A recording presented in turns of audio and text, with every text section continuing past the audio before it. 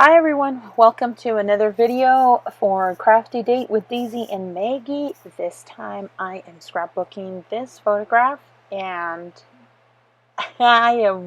this month's topic, I guess, is going to be acrylic paint. I am scrapping this picture that my niece took. It was for her trip to Mexico, and I did back it on the back of a Teresa Collins chipboard Polaroid frame, and I am using these paints from Dina Wakley. That's in the color lemon. I do use the other three paints from those tubes. They are from Bria Reese, or I think that's how you pronounce it, but they are in the color white, medium magenta, and ocean green. So here I'm going to make kind of a quadrant, and I wasn't all that what's the word?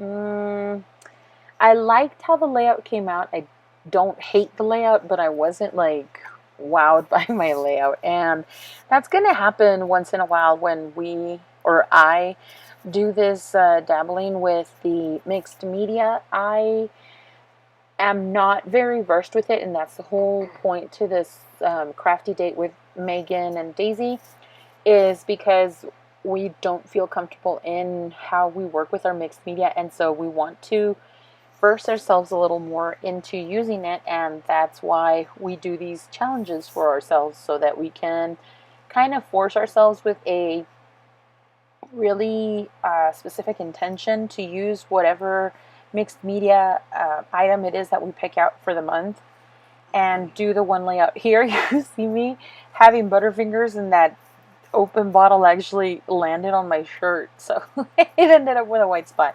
It's a good thing it wasn't one of my like nicer shirts. It was one that really I just use around the house. So you can see that I am finishing up these quadrants, and I thought about using a brush, and maybe if these are all, I think, heavy body acrylics. I think if I would have used something else like a credit card to make lines, I would have liked it better, or maybe even not do such long lines, but maybe little splotches of the white into the other three colors. I would have liked that a lot better. I do know that next time, if I do play with acrylic paint on a layout, I want to make it so that I can have them go through a stencil, or maybe a shape of some sort, or just even paint circles all around the page and then try to do the layout from there. Either way, I did not enjoy this layout. It was really fun to make. It's kind of hard to push yourself to where you're uncomfortable with a certain medium and kind of trust in the process, or just go through the notion of finishing a layout so that you can see where it ends up. And that I think is one of the things with mixed media, especially when you do things like sprays or watercolor or even paint itself. You just kind of have to trust the process first before it actually comes together. And like I said, I don't not like it, but I don't hate it either. And I think what I would have done is what I would have done differently is I would have centered the squares in the middle, and then kind of stretch them out to the edges, so that I can add more of the paint. That's probably what I would have done. So here I am using Color Shine sprays so that I can add to the 4 quadrants. I do have that white one, Ocean, Butter, and Primrose, and I do end up finishing that package of banners from Heidi Swapp, and they have like a resist, and so they end up with different shapes. I'm using some glue dots or glue strips in order to glue down this banner. Because it is on mixed media, I don't want it to go around like coming off of the layout or anything like that, because I think if I would have used my ATG tape, it would have just come off. I do end up with those 2 little flags, and I figured I'm not going to waste them since I already have them together. And I decided to use some of this foam to kind of pop out the picture even more. I do decide that I want to back up the Polaroid frame with a layer of pattern paper, and I pull out the Good Vibes to do so. I wanted to use that yellow, but it contrasts too much with the yellow that's already on the layout, and so I decided to go with this cream colored and pink, even though the contrast to the white, uh, like I know that it's a cream colored for the paper and it looks more white on the actual paint.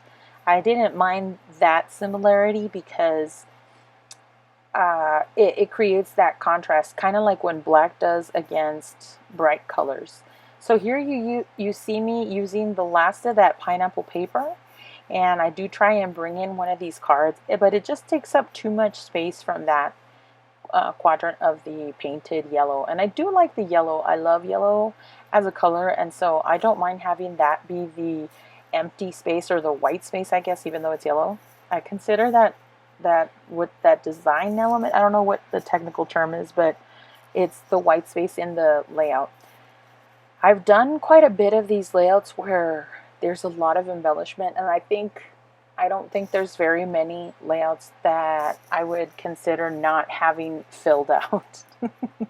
To me, more is more, and I enjoy that. I think I've mentioned this more than once before. I am using this washi flamingo tape just because it didn't have any really real rhyme or reason. I don't even know if there's flamingos in Mexico, or at least where my niece went to visit, but it just gives it that feel. And I did add this cork word travel with a geotag right next to it. And I decided to use the backing of this other 4x6 cut apart just because. I know that this is one of my final layouts with my mini kit Monday, and so I decided that I would try and use some of the things that appeal to me most, and also try to use them with a decision made as quickly as possible. I didn't want to hem and haw over this layout. I knew that I was going to have those quadrants, and other than that, that's all I really knew I wanted. I tried out this sticker with the cloud, and I tried it in the yellow, I tried it on the corner, I moved them back and forth, and I decided that I wasn't going to want the cloud because it has a yellow that clashes too much with the yellow in the paint. So it leaves, and then I end up adding a little cluster right above those pattern paper layers, and I end up putting this cardstock sticker camera, but it seems to be engulfed in all that pink, and so I decided that I wanted a bigger camera, and so I used this one by the poolside from Crate Paper, and I thought that was it looked better to my eye, so I was more comfortable using that one. I do back the chipboard camera with a tag piece from the Pineapple Crush collection, and then I layered it with two little words. I think one says adventure and the other one says enjoy, which are also from the Pineapple Crush collection from Heidi Swapp.